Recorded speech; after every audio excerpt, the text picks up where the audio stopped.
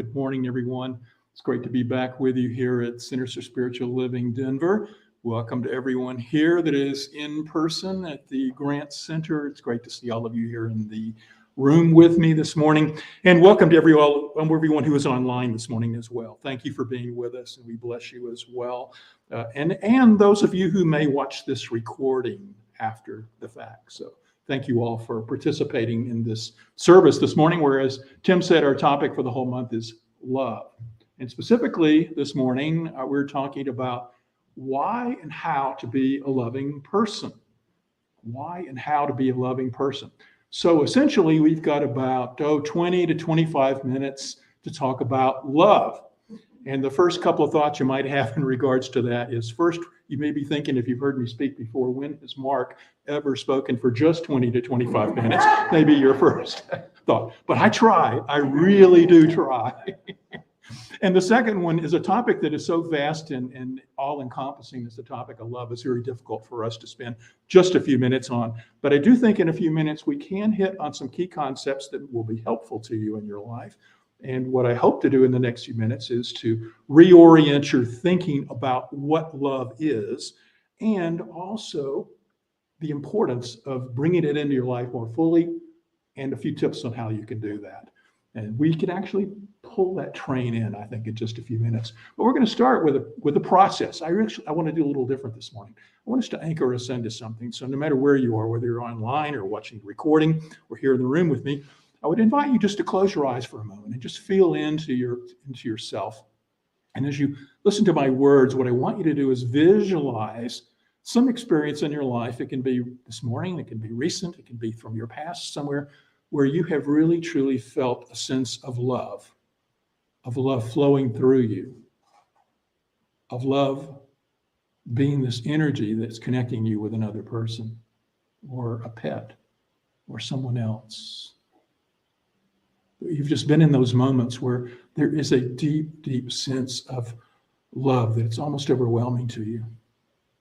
Can you feel into a situation in your life? I'll describe one for me as you visualize your own, and maybe mine will help you in anchoring yours in as well. One experience that happened for me, or happens frequently actually, is many mornings my wife Mary and I, we get up, and oftentimes we get out of bed at different times, but we may, as soon as we see each other, there is sort of a moment where we stop and we go to embrace. And as we're standing there hugging one another, and I'm feeling this feeling of love that is flowing through me and into her and encompassing her and back from her, a love that's flowing through her and coming to me. I can just feel that sense of an energetic love flow, and that happens for a few minutes. And we have a chocolate lab named Penny who loves to get in the mix whenever there's love going on. And she will give us a moment and then come over and put her head in between our legs and sort of nuzzle in as well. And then all of a sudden that love cascades out, and you can feel her love and her flowing of it. Okay, that's one experience of mine, but you can open your eyes now. And I want you to visualize your own. And later, hopefully you were able to conjure something up. But what I want you to anchor into your awareness in this moment is that sense of the feeling that you get in that moment when you're connecting and you feel love flowing through you. And we all know that feeling because we've all experienced it in some manner, in some form or fashion in our life. And so when we ask about, why be a loving person, obviously the short answer in that moment is because that feeling is so grand and glorious, because it allows us to feel that deep connection to some other human being. And in that sense of feeling that connection, it takes us to a different place. It takes us beyond this world of form, the world of matter, the world of stuff. It anchors us into the true importance that our lives are grander and bigger than this material existence that we're in. It anchors us into something that we might call spiritual. And that's where we're going with this talk. What I really want to do over the next couple of minutes is to reframe love into this sense of an energy that is connecting us to something greater and grander. What do we think of that is love when we first hear the words? I mean, for the most part, when we hear the words, what is love, we conjure up romantic love. We think about those moments that are sung about in so many songs, They're the subjects of so many rom-com movies. They're the subjects of the whole genre of romance novels. So much of the entertainment industry is built on anchoring us back into something that's bigger and grander than us. But we see it in the human side, the humanness that wants to have that excitement and the passion and the romantic feeling that all gets rolled up into us. But when we stop and think about it, what's really happening in those moments when we quote unquote fall in love? We're letting go of a part of ourselves to connect with another individual. And that's what the whole spiritual path is about, is to break down that sense of being a separate and apart individual and connecting with others, connecting with other human beings, connecting with ourselves, and connecting to a broader and broader number. And that's where we're actually going with it. So when we feel romantic love, if I were to ask you what is love for you, you might say romantic love. And you might add into it, but I also feel love for, babies and my children and my family members. And then you might think about your friends, you might think about your pets. There is sort of this cadre of entities out there in the world that we just know that we have love for and we have felt love for. And if you look back over the path of your life, and in preparing this talk, I thought about it for myself and looked back about when did I first feel love and when were the moments in my life when I felt the love the most. And I could categorize them. I could see, when my mother went back to work and when I was a baby and they hired a nanny, and that nanny was the object of love for me. And in the moments when I grew into the space where I was a parent myself. And as a parent, I would have had my own children. And when my first child was born, and that sense of love that came up within me for all of my children, but I can especially remember the first child when she was born and I saw her in the hospital, and tears just flowed out of my eyes before the love that I immediately had for this child. So as a child, feeling love for my caretaker, as a parent, feeling love for my child, there's this natural flow of love that occurs that has a caretaker aspect to it. But I also remember the moments in my life when I had that romantic fall in love feeling. I remember when I was in the third grade, and there was a girl up the street whose name was Joni. I can remember it even though it was too many years to mention ago. And I immediately remember the first time I saw her, and there was this feeling in me that felt a sense of connectedness to this other person. Not enough that I could overcome my shyness to actually talk to her, of course, but we lived next to her for like 3 years. And I remember it was a good day if I ever mustered up the energy to speak to her. But during the entire time there, I had a massive crush and a feeling of connection to her. And I can take it forward to relationships that I had when I first started dating and getting married. And of course, the love I have for my current wife, Mary, that we've been together 20 years now. And it's just a glorious and wonderful experience. But if I categorize all of that, I can say, yes, love is this romantic aspect that so many songs and entertainment anchors into our awareness. But it's also these connections that we have with other key people in our lives and pets. And so I can see this cascading circle of entities that I am connecting with. And if we stop and analyze it, which we like to analyze stuff, scientists will say that, well, there's a natural reason why we have this feeling of love come up in us. Love serves the role on the romantic side for us to feel a key person that we want to mate with so we can propagate the species. That's what an evolutionary biological scientist would say. And they would also say that the love we feel for our children or our child love for our caretakers is to create the bonding that allows us to protect us through those formative years so that we can grow up and be a parent who propagates the species.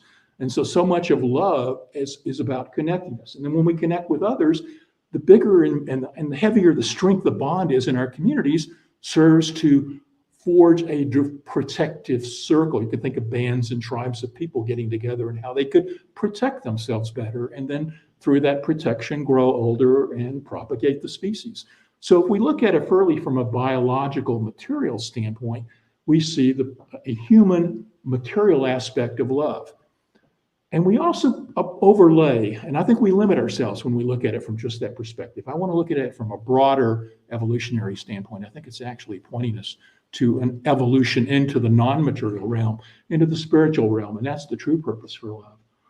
But we also have another misconception or a limitation that we place upon love in our lives.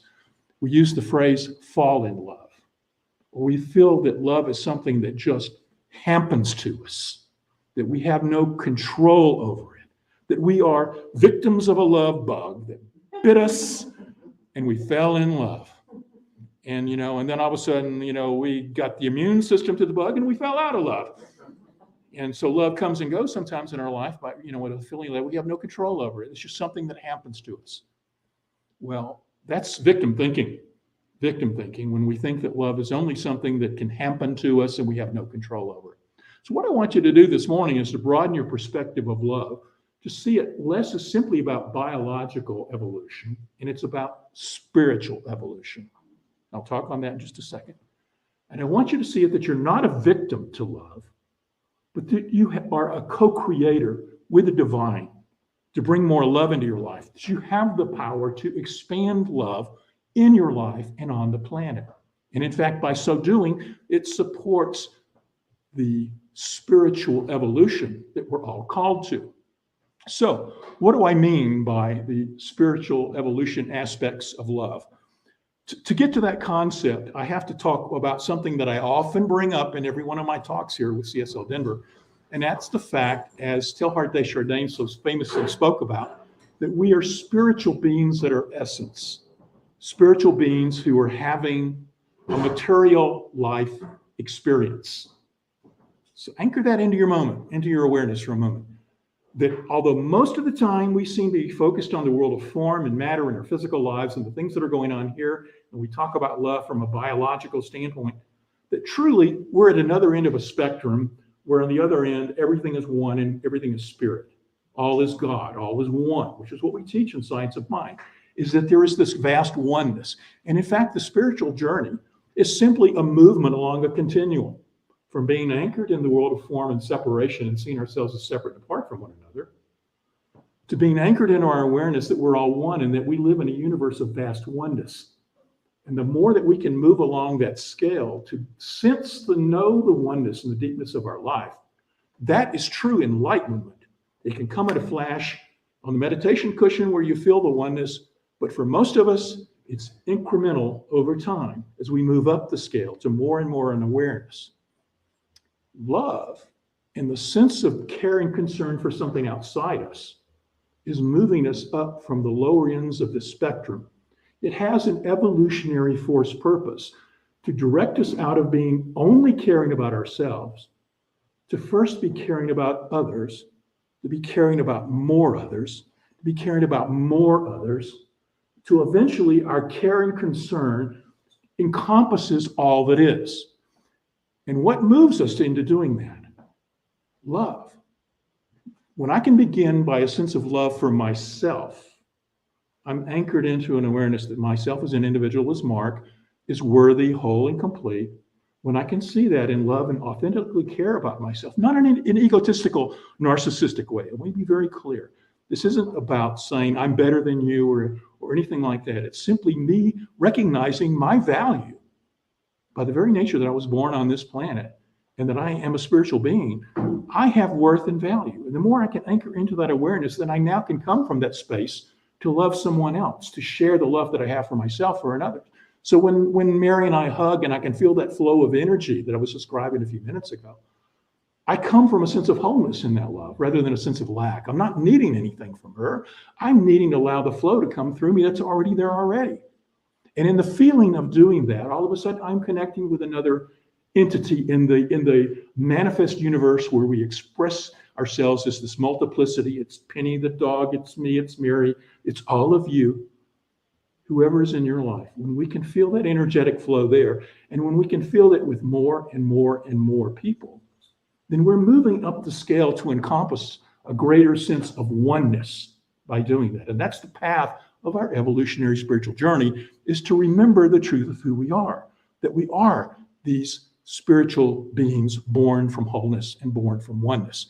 Now, in a social scientist way, they have words for this. They say when we care about ourselves, we are egocentric when we only care about ourselves. But if we can grow up what they call a line of development, that's called the moral line of development, we go from being egocentric egocentric about caring and only about ourselves to caring about people around us, then we're called ethnocentric. And this can include our families, the groups that we're members of, our religious communities, our city, our state, our country. We can think of it as sort of like a cascading circle moving outward as we encompass more and more people into this circle of people that we care and concern for. Now, most people stop somewhere in an intermediate range of that ethnocentric. They care about themselves and maybe their little world, or people who think like them. What we're called to do, though, in moving up this scale is to become something that's even greater. It can be called world-centric or cosmos-centric, where all of a sudden we let go of only caring about the people who are like us to caring about people who are different from us as well, because we know that even the expressions in our differences, at our base, we're all united in the very nature that we're all spiritual beings expressing differently. And so when I can look beyond the surface differences and anchor my awareness into our basic spiritual unity, then I can open myself to care and concern for everyone. So, and then eventually to every sentient being, every animal, the planet itself. And so when I can move this grand love outward, then I am seeing that I am moving on my spiritual evolutionary journey. I am becoming enlightened the more that I can do this. And so spiritual practices and practicing love and being a loving person in my life allows this to grow not only in my life, but my sphere of influence cascades out and I can impact others to create greater love and expressions of love in their life as well. So I have a role in bringing love to the planet. I have a role in it through being a loving and beneficial presence myself. And so do each and every one of you.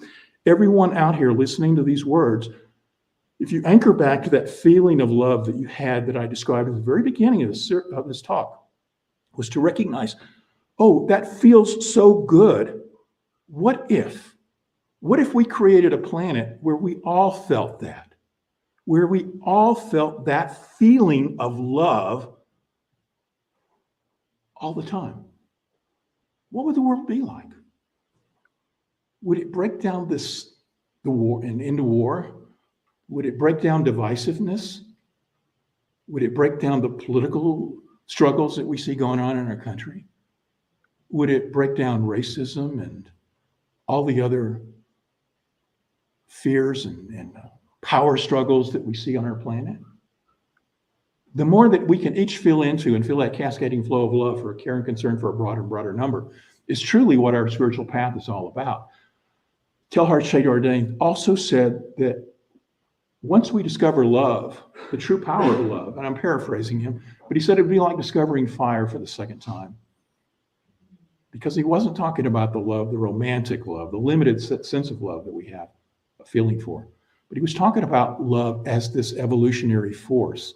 Love, the feeling of love that we experience in our human level, is truly sense an energetic force that is calling us to break out of our sense of being separate and feeling connected.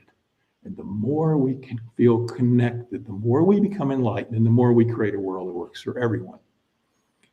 So I want you to rephrase your sense of love today to see it not as romance only, not as familial love only, not as love for our pets and our friends, not only even the agape love, which is the love of Spirit and Spirit's love for me, but to broaden it to encompass all of that love.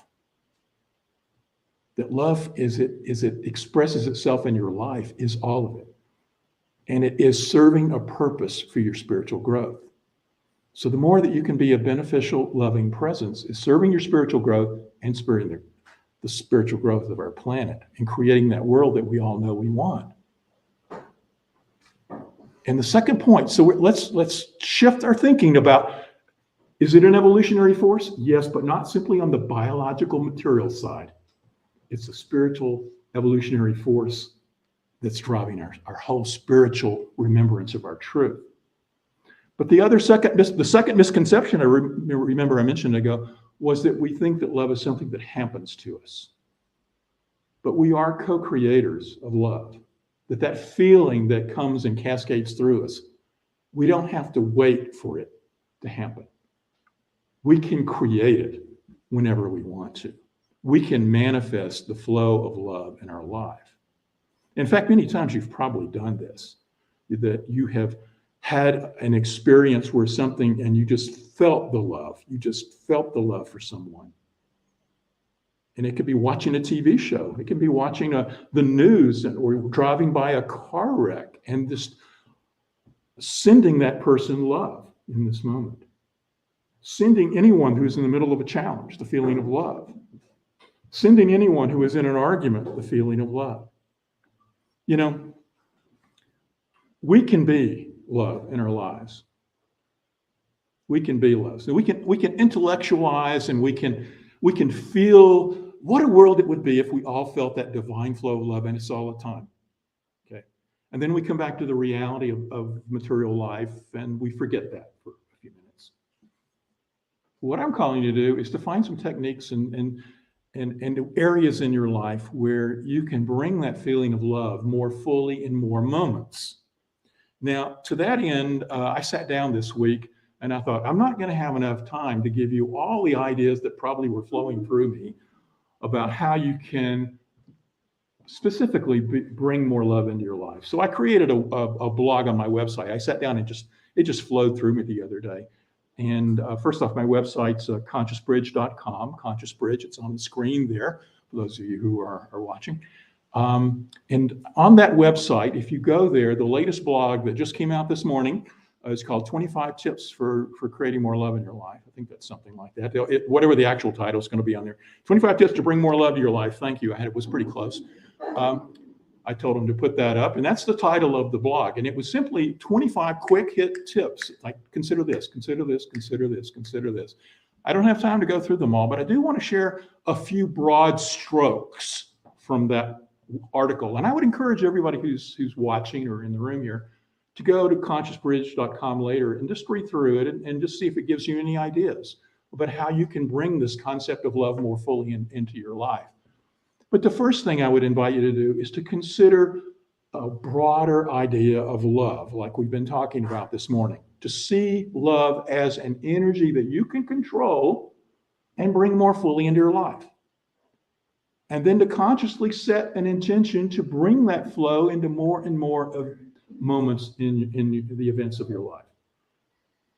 In that, probably one of the biggest things you can do, because it's easy. It's easy for me to look at Mary or Penny or anybody that I'm close to and feel love for them. The harder thing is when I'm challenged by somebody. In those moments when somebody is throwing differences in my face, I sort of my humanness wants to throw differences right back at them and keep the divisiveness going.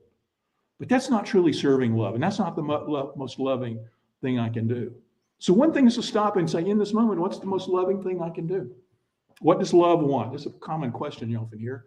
What would love do? Ask yourself some question. Have a little quick question about what's the best response. What's the most loving response in this moment? And have in your little toolbox of mental things you can pull out in the moment's notice. The other day, I went to the library to get a book they had on hold for me, and I'm going in. There was some guy standing out in his car, and I think he must have been on drugs or something, to be honest. But he was, he saw me go by, and he hurled some insult at me. Oh, I thought, that's interesting. I just went on by. And then on the way back, he decided he was going to hurl about 14 insults at me. And, and of course, your hairs get up. Your conditioning gets up, and you want to say, and you want to, throw it back at them. And but I very quickly, I'm like, okay, this guy's in a challenge. If I were in his shoes, if I was living his life, I might be acting like he's acting.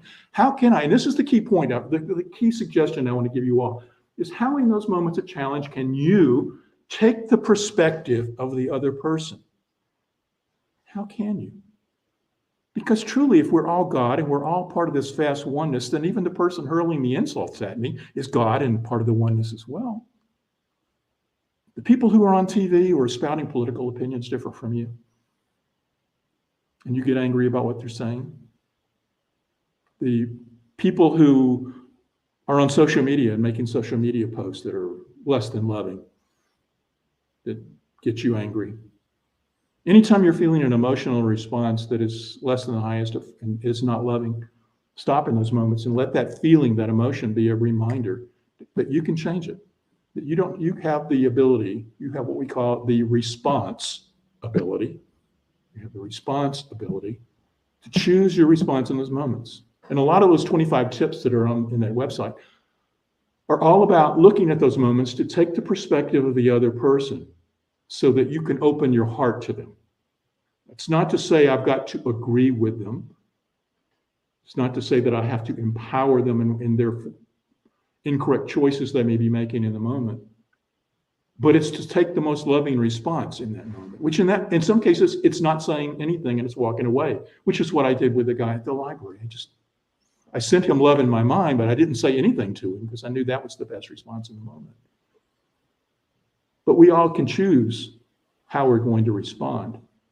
And when we do that, we create more love in our lives and we create more love on the planet. We all have the ability to do this. We all have the responsibility to be a loving and kind person.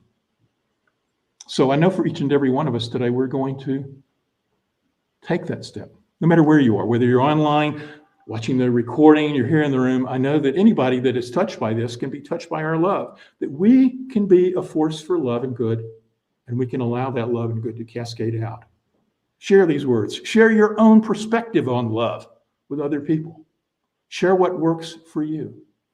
Go to the website and get more tips if you want, and then find other tips beyond that and share them with other people.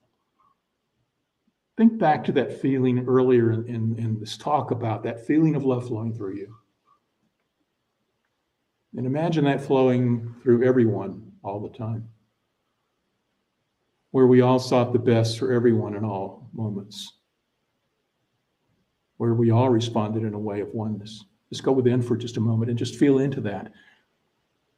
For we recognize and know there is only one life. There's only God. There's only Spirit, the all, whatever name you want to give it.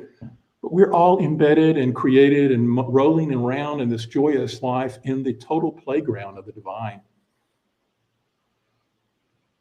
And as we anchor ourselves into that awareness, we know that sometimes people, and that can include us, because we're people too, that as we move around as this expressions of the one and the multiplicity, that we can forget our truth. But in this moment, we remember our truth. We remember that the divine is in us, as us, that it is calling us home, that is embedded within us, not only consciousness and free will choice, it's embedded within us, this flow of love which serves as an evolutionary call home to our truth of oneness, that love serves continuously to bring us back to the remembrance of that. And so I know for everyone hearing these words today that you are love, that you bring and show more love in your individual lives, and through that cascading out to others and touching lives in ways that we truly do create a world that works for all. And just knowing that we are all love and showing up as love, and for all of it, I give so much love. I feel it in this moment, the love. And as you feel it too, allow that feeling to stay with you throughout your day and all your affairs. Thank you, God. And so it is.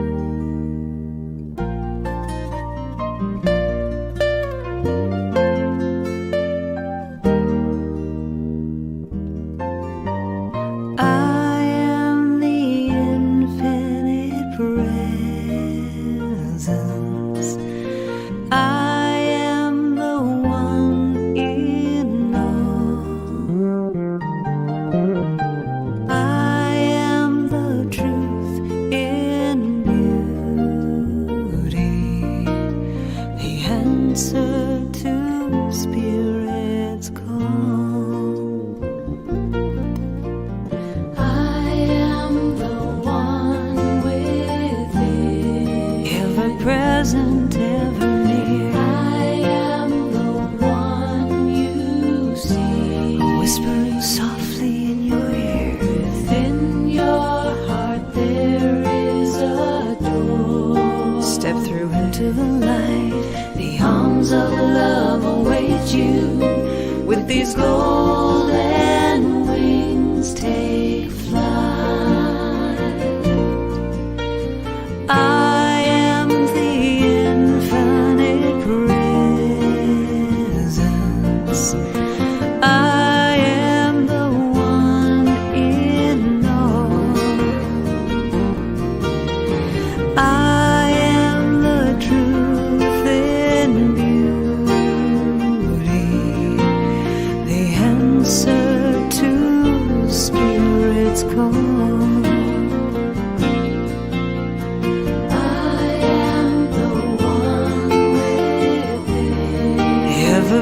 present, ever near. I am the one you see, whispering softly in your ear. Within your heart there is a door. Step through into the light. The arms of love await you. With these golden wings, take flight.